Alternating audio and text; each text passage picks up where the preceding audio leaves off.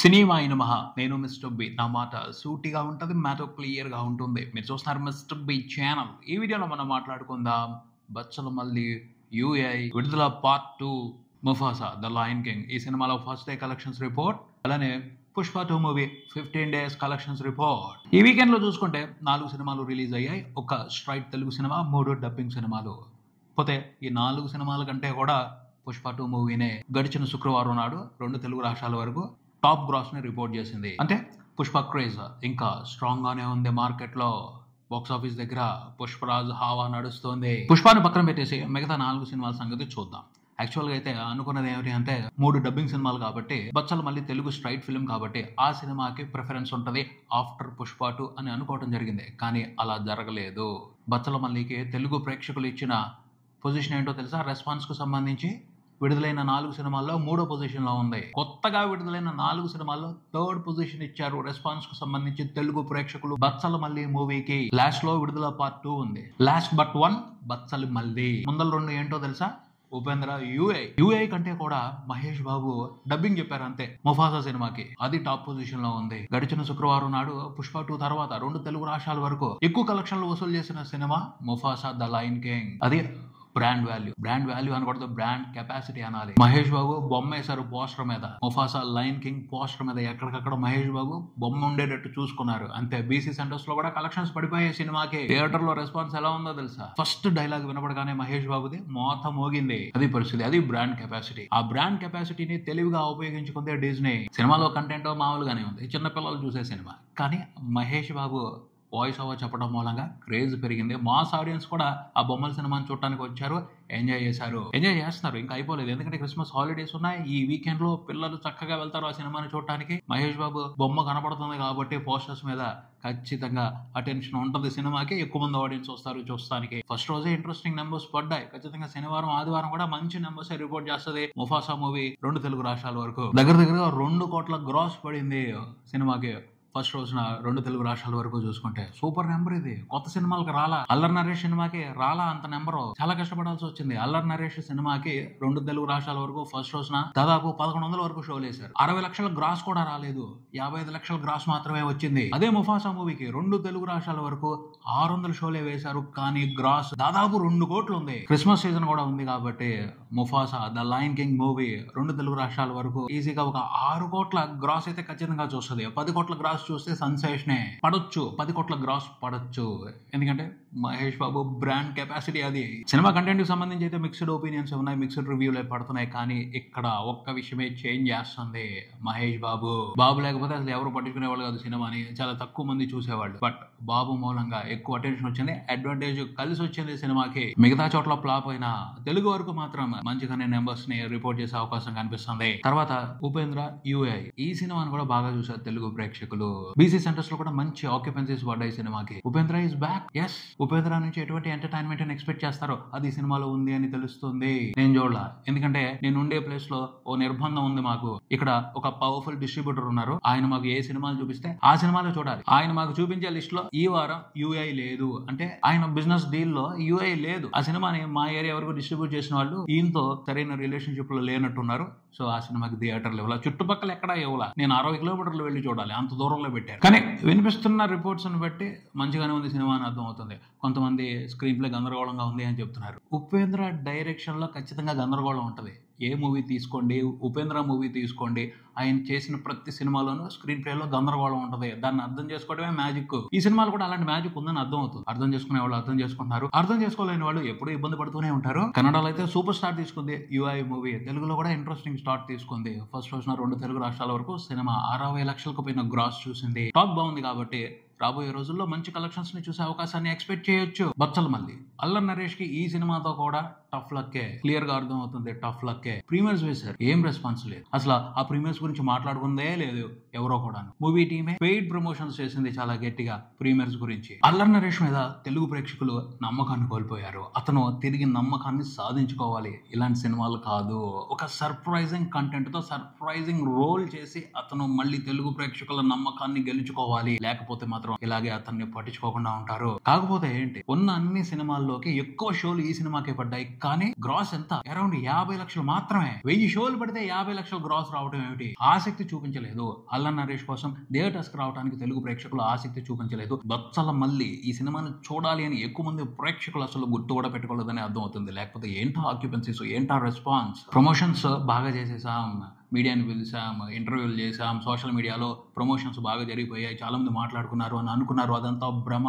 Actual గా public లో ఈ సినిమా గురించి సరైన అటెన్షన్ లేదు. అదే అర్థమైంది ఫస్ట్ రోజున సినిమాకి రిపోర్ట్ అయిన ఆక్యుపెన్సీస్ చూస్తుంటే. ఇవి కాదు, అల్లరి నరేష్ టాలెంటెడ్ ఆర్టిస్ట్, తెలుగు సినిమాలో ఉన్న ఒక మంచి నటుడు.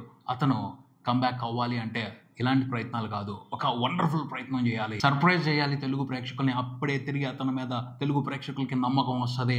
ప్రస్తుతం అయితే నమ్మకం కోల్పోయే ఉన్నారు. బచ్చలమల్లి మూవీకి సంబంధించి కంటెంట్ కి సంబంధించి చాలా విమర్శలు కనపడుతున్నాయి. అలాంటి సబ్జెక్ట్ తో, అలాంటి సినిమాతో ప్రేక్షకుల నమ్మకాన్ని గెలుచుకోవడం కష్టం. కిరణ్ అబ్బవరం మాదిరి, సాయి ధరమ్ తేజ్ మాదిరి ఆలోచించాలి అల్లరి నరేష్. కా మూవీ లాంటి కంటెంట్ ని, విరూపాక్ష లాంటి కంటెంట్ ని పట్టుకోవాలి. అప్పుడే సరైన కంబ్యాక్ ఉంటది ఆయనకి. లేదంటే మాత్రం ఇలాంటి ఫెయిల్యూర్స్ ని ఫేస్ చేస్తూ డిసప్పాయింట్ అవ్వాల్సిందే. 5 కోట్ల వరకు ప్రీ రిలీజ్ బిజినెస్ జరిగింది బచ్చలమల్లి మూవీకి. ఫస్ట్ రోజున వరల్డ్ వైడ్ చూసుకుంటే 40 లక్షల షేర్. సరిపోదు. ఫస్ట్ రోజునే 40 లక్షల షేర్ అంటే 5 కోట్ల షేర్ తెచ్చుకోవడానికి ఎంత కష్టపడాలి, ఎంత మంచి లాంగ్ రన్ కావాలి. లాంగ్ రన్ ఉండాలి అంటే పాజిటివ్ టాక్ ఉండాలి కదా. టాక్ లేదు, ఆక్యుపెన్సీస్ లేవు. ఎలా నిలబడతాయి థియేటర్స్? ఎలా వస్తుంది అంత పెద్ద షేర్? అల్లరి నరేష్ మంచి కథను ఎంచుకోవాలి, మంచి టెక్నీషియన్ ని ఎంచుకోవాలి, ఒక మంచి డైరెక్టర్ కోసం ఎదురు చూడాలి. దొరుకుతాడు. కా మూవీతో కిరణ్ అబ్బవరంకి దొరికినట్టు, విరూపాక్ష మూవీతో సాయి ధరమ్ తేజ్ కి దొరికినట్టు అల్లరి నరేష్ కోసం కూడా ఒక సరైన దర్శకుడు దొరుకుతాడు. అతని కోసం వెతకాలి. ఫస్ట్ రోజున కనిపించిన రెస్పాన్స్ ని బట్టి సినిమా అయితే ఫెయిల్యూర్ రిజల్ట్ తీసుకోబోతుందని అర్థం అవుతుంది. విడుదల పార్ట్ 2 ఈ సినిమా కూడా అసలు రెస్పాన్సే లేదు సరిగ్గా. వెరీ వెరీ పూర్ ఆక్యుపెన్సీస్ ఎక్కడికక్కడ. టోటల్ గా చూసుకుంటే ఓ 30 లక్షలు గ్రాస్ వచ్చింది 2 తెలుగు రాష్ట్రాల వరకు సినిమాకి. ఇది ఎక్స్పెక్ట్ చేసింది, ఎందుకంటే విడుదల పార్ట్ 1 కూడా తెలుగు ప్రేక్షకులు భారీగా చూడలేదు. ఒక సెక్షన్ ఆఫ్ ఆడియన్స్ మాత్రమే సినిమాని గట్టిగా చూశారు. వాళ్ళు మాత్రం సినిమా బాగుంది అని చెప్పారు. అందరూ ప్రేక్షకుల్లోకి ఈ సినిమా వెళ్ళలేదు. అయినా కూడా విజయ్ సేతుపతి ఉన్నాడు కాబట్టి, మహారాజా మూవీ బాగా నడిచింది కాబట్టి, ఈ మధ్యన కంటెంట్ బాగుంది అన్న టాక్ బయటకు వస్తే ఖచ్చితంగా మంచి రెస్పాన్స్ చూసి ఉండేది. పోతే కంటెంట్ కు సంబంధించి కూడా మిక్స్డ్ ఒపీనియన్స్ వినపడుతున్నాయి. తెలుగులో విడుదల పార్ట్ 2 బెటర్ గా పెర్ఫార్మ్ చేస్తుంది అని నమ్మకంగా చెప్పలేని పరిస్థితి. ఇంకా పుష్ప 2 15వ రోజున కూడా ఇంట్రెస్టింగ్ గా నెంబర్స్ రిపోర్ట్ చేసింది. ఇటు 2 తెలుగు స్టేట్స్ లోను, అటు హిందీలో కూడాను. బాక్స్ ఆఫీస్ జాతర నడుస్తా ఉంది. నడిపిస్తాడు. ఇంకో 10 రోజుల పాటు పుష్పరాజ్ నడిపిస్తాడు, అందులో అనుమానమే లేదు. ఎందుకంటే ఈ వీక్ రిలీజ్ అయిన సినిమాలు అసలు అడ్డే కాదు ఆ ప్రభంజనాన్ని ఆపటానికి. ఎంచక 15వ రోజున కూడా 2 తెలుగు రాష్ట్రాల వరకు సినిమా నియర్లీ 2 కోట్ల షేర్ చూసేసింది. 15 రోజుల టోటల్ కలెక్షన్ల షేర్ 2 తెలుగు రాష్ట్రాల వరకు చూసుకుంటే 200 కోట్లు దాటేసింది. గ్రాస్ 300 కోట్లు ఎప్పుడో దాటేసింది. అన్ని ఏరియాలోనూ నియర్ టు బ్రేక్ ఈవెన్ వచ్చేసాయి నెంబర్స్. రాయలసీమలో అయితే బ్రేక్ ఈవెన్ కంప్లీట్ అయిపోయింది. క్రిస్మస్ హాలిడే ఉంది, ఆ తర్వాత వీకెండ్, న్యూ ఇయర్ హాలిడే ఉంది. అప్పటి వరకు పుష్పరాజ్ పెత్తనమే నడుస్తుంది బాక్స్ ఆఫీస్ మీద, ఎవరు ఆపలేరు. అంటే మల్టీప్లెక్స్ వాళ్ళు కొంచెం బెట్ చేశారు, తొందరగానే ఓటీటీలో వచ్చేస్తుంది అన్న రూమర్ ఒకటి సోషల్ మీడియాలో చక్కర్లు కొట్టింది. దాని మూలంగా వాళ్ళు షోలు క్యాన్సిల్ చేసేశారు. కానీ మూవీ టీమ్ సర్దుబాటు చేసింది. లేదు, ఓటీటీలో 56 రోజుల తర్వాతే సినిమా స్ట్రీమ్ అవుతుంది, అప్పటి వరకు రాదు అని చెప్పడంతో మళ్ళీ షోలు మొదలు పెట్టారు. అంటే మల్టీప్లెక్స్ వాళ్ళకి ఒక అగ్రిమెంట్ ఉంది, హిందీ సినిమా ఏదైనా సరే 60 రోజుల లోపల ఓటీటీలో స్ట్రీమ్ అవ్వకూడదు. ఆ అగ్రిమెంట్ మీరితే మాత్రం అలాంటి సినిమాలని మా థియేటర్స్ లో ప్రదర్శించము అని అల్టిమేటం ఎప్పుడో ఇచ్చింది మల్టీప్లెక్సెస్ అసోసియేషన్. అందుకనే ఒక వార్నింగ్ ఇచ్చింది. మైత్రి మూవీ మేకర్స్ వాళ్ళు ఆ వార్నింగ్ ని సర్దుబాటు చేసేశారు. హిందీలో చూసుకుంటే 15వ రోజున కూడా సినిమా 12 కోట్ల వరకు నెట్ చూసింది. టోటల్ 15 రోజుల కలెక్షన్ల నెట్ హిందీ వరకు, ఇండియా వరకు చూసుకుంటే 645 కోట్లు దాటింది. ఇండియన్ సినిమా హిస్టరీలో ఒక హిందీ సినిమా ఇంతకు ముందు ఎప్పుడూ కూడా 645 కోట్లు చూడలేదు.